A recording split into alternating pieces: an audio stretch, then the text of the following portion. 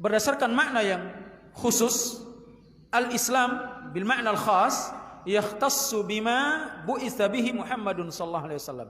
Ini khusus, hal-hal yang khusus sejak diutusnya Nabi sallallahu alaihi wasallam sampai hari kiamat. Ini syariat yang secara atau Islam secara khusus. Artinya Islam yang dibawa oleh Nabi sallallahu alaihi wasallam ini secara khusus, yang tidak diterima syariat-syariat selain syariat Nabi Muhammad sallallahu alaihi wasallam. Maka tidak ada Islam di zaman ini melainkan Islam yang dibawa oleh Nabi sallallahu alaihi wasallam. Tidak ada lagi Islam ini, Islam itu. Islam hanya satu. Islam hanya satu, karena agama Allah yang Allah ridhoi hanya satu.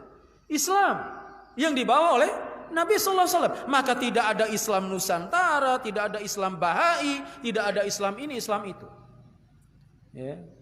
Pengakuan-pengakuan yang semisal ini adalah pengakuan yang tidak mendasar, pengakuan yang tidak diakui oleh Allah Subhanahu wa taala.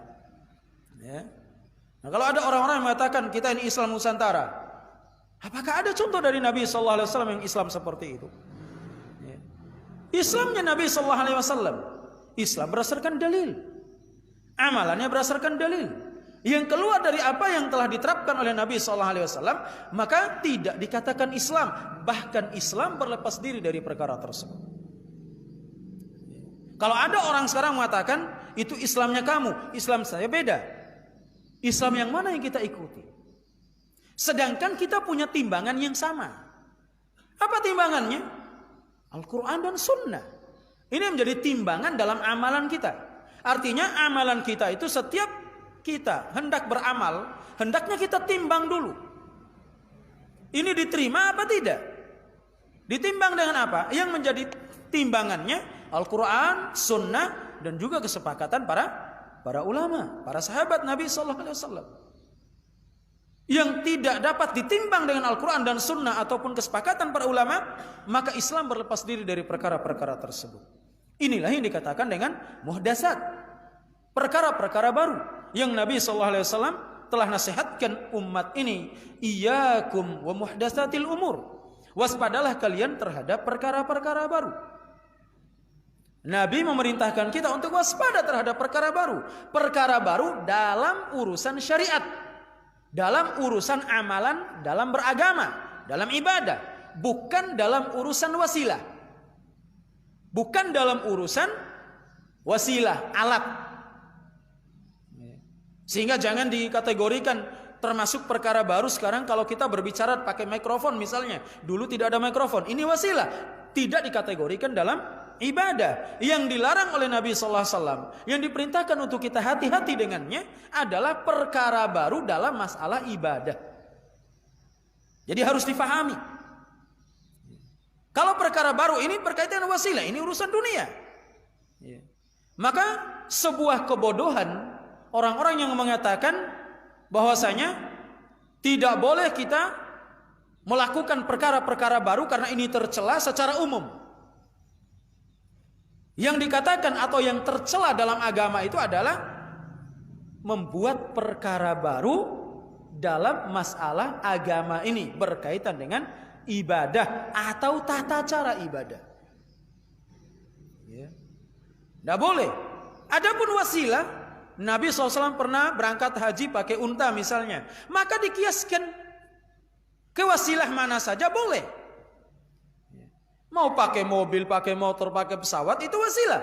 Tidak ada kaitannya dengan amalan haji. Yang keliru itu Nabi wukuf di Arafah, datang perkara baru, wukuf di Mina misalnya. Ini yang tidak diterima. Karena ditetapkan tempatnya, tata caranya. Kalau pakai wasilah, Nabi pakai unta. Ada yang tahu nggak bagaimana tata cara duduk Nabi SAW ketika di unta?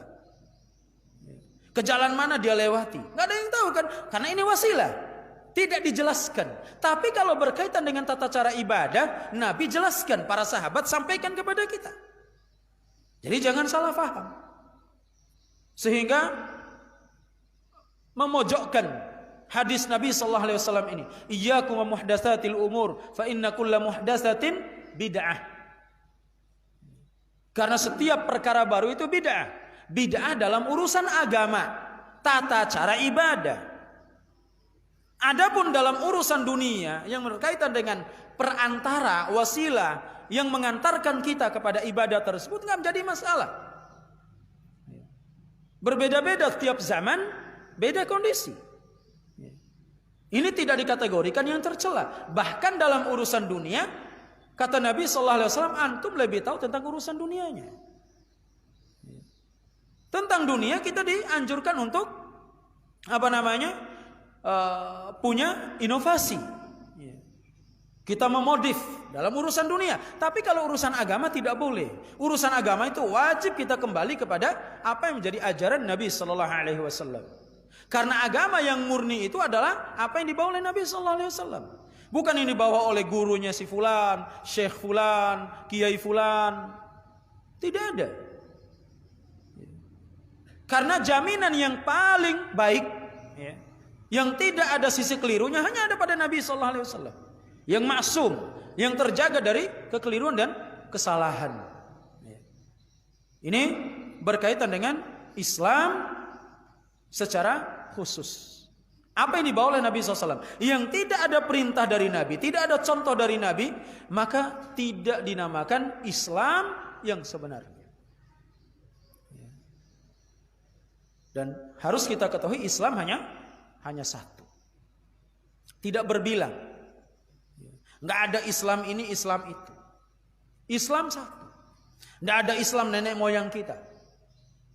Mana sih yang lebih duluan nenek moyang sama Nabi SAW? Nenek moyang kita kenal Islam mungkin baru sekitar 100-200 tahun yang lalu. Sementara Nabi SAW sudah mendakwahkan Islam ini lebih dari 1400 tahun yang lalu. Terkadang kita mempertahankan adat dan istiadat itu karena takut melanggar apa yang telah menjadi ritual nenek-nenek moyang kita. Kenapa kita takut terhadap hal itu? Sementara kita lebih berani untuk melanggar aturan Nabi SAW. Sedangkan jalan keselamatan itu ada pada apa yang telah dicontohkan oleh Nabi SAW dan para sahabatnya. Sedangkan mengikuti jalan selain jalannya Nabi, jalannya para sahabat, ini merupakan kesesatan. Allah Subhanahu wa taala katakan, "Wa may yushaqiqir rasula min ba'di ma tabayyana lahul huda wa yattabi' ghayra sabilil mu'minin nuwallihi ma tawalla wa nuslihi jahannam wa sa'at masira." Lihat ancaman Allah Subhanahu wa taala, "Wa may yushaqiqir rasul." Siapa saja yang menentang Rasul. Bagaimana menentang Rasul? Tidak mengamalkan apa yang menjadi amalannya, tidak mengikuti apa yang menjadi perintahnya, tidak menjadikan Nabi sebagai panutan dalam beribadah. Ini menentang Rasul. Menentang Rasul setelah jelas baginya apa? Petunjuk. Wa yattabi' ghairu sabilil mu'minin, dan mengikuti jalan selain jalannya orang-orang beriman. Siapa jalan selain jalannya orang-orang beriman? Jalan orang-orang beriman, ayat ini menjelaskan jalannya para sahabat. Wa yattabi' ghairu sabilil mu'minin, sabilul mu'minin, yaitu jalannya para sahabat. Yang mengikuti selain jalan mereka, apa kata Allah Subhanahu wa taala? Nuwallihi ma tawalla. Kami akan palingkan kemana dia berpaling. Kami akan sesatkan kemana jalan kesesatan yang dia tuju. Itu maknanya. Artinya orang yang menyimpang dari jalannya Nabi, jalannya para sahabat, Allah palingkan dia, sesatkan dia sesuai dengan apa yang dia inginkan. Wa nuslihi jahannam, dan kami ancam dia dengan jahannam. Bukan sekadar dipalingkan begitu saja, ancamannya keras di neraka. Wa sa'at masira, dan jahannam itu adalah seburuk-buruk tempat kembali. Jadi bukan perkara gampang kita menyelisihi Nabi dan Rasulnya dalam masalah ibadah, dalam beragama. Bukan menyelisihi naik unta dan tidak naik untanya, bukan. Ini masalah dunia ini. Antum mau jalan kaki, mau pakai ini, pakai, terserah. Ini wasilah, tidak ada kaitannya dengan ibadah sama sekali. Pakai mikrofon misalnya seperti sekarang, tidak ada. Di zaman Nabi SAW iya, tapi ini wasilah, tidak ada kaitannya dengan ibadah. Supaya kita tidak salah faham terkait dengan apa yang dimaksudkan oleh Nabi SAW bid'ah dalam urusan agama ini.